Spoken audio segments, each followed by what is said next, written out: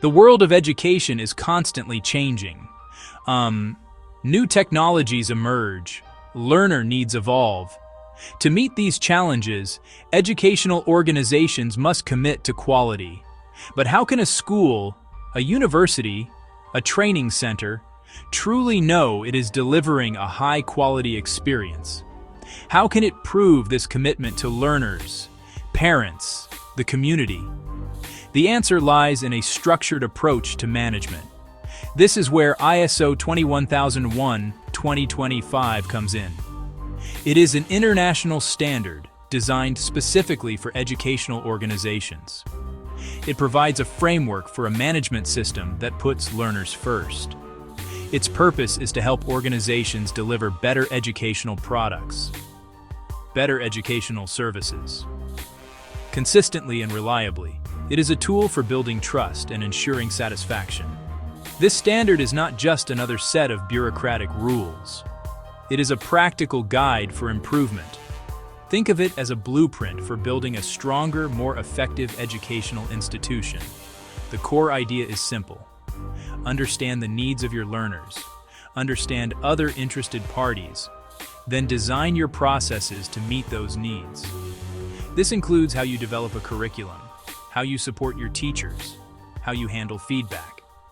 By adopting this standard, an organization can enhance its reputation, increase efficiency, improve learning outcomes for its students. It is a declaration that you are serious about quality, dedicated to the success of every learner who walks through your doors, whether physical or virtual. This guide is for everyone involved in education. For the beginner who has never heard of an ISO standard, for the implementer, for the manager or quality officer, for the auditor who must verify the system works as intended. We will follow a clear learning path, starting with the basics, moving to more advanced concepts. The goal is to demystify the standard and make it accessible to all. You do not need a background in quality management. You only need a desire to improve the educational experience you provide. This guide will give you the knowledge and tools you need. We will break down the standard clause by clause. A methodical approach ensures we cover every requirement in logical order. A clause-by-clause journey prevents you from getting lost or overwhelmed. Build your understanding one step at a time, brick by brick. For each clause, explain its purpose, show implementation, provide real-world examples, point out common mistakes to avoid.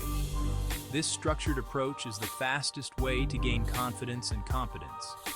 It transforms a complex document into manageable steps toward excellence in education. To make your journey as smooth as possible, this guide is built around a clear and repeating structure. For every clause of the ISO 21001:2025 standard, we will follow a consistent 5-part format. First, we will provide a simple description of the clause and explain its intent. We will answer, what does this clause want my organization to achieve? This helps you grasp the core principle. Understanding the why behind each requirement is the foundation of a successful management system.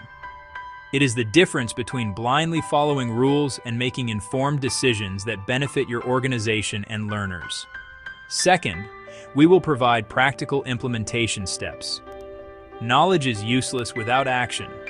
Step-by-step guide on how to meet the requirements, specific tasks you need to perform, documents you might need to create, processes you should establish. These are not rigid commands. Adapt them to your unique context. Small language school, large university. The goal: turn theory into practice, one clause at a time. Third, we will bring the standard to life with case examples. Abstract concepts can be difficult to understand. Concrete examples make them easy to grasp. Short scenarios from different educational settings, vocational training center, online learning platform. These stories show how principles are applied in the real world. See how other organizations address the requirements. Visualize the end result and understand how the system functions day to day.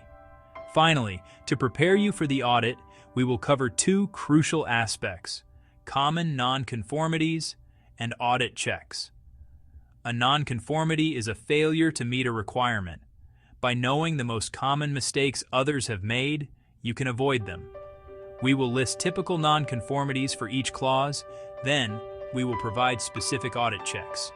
This section explains what an auditor will look for as evidence of compliance, documents they will want to see, who they will want to talk to, what records they will examine.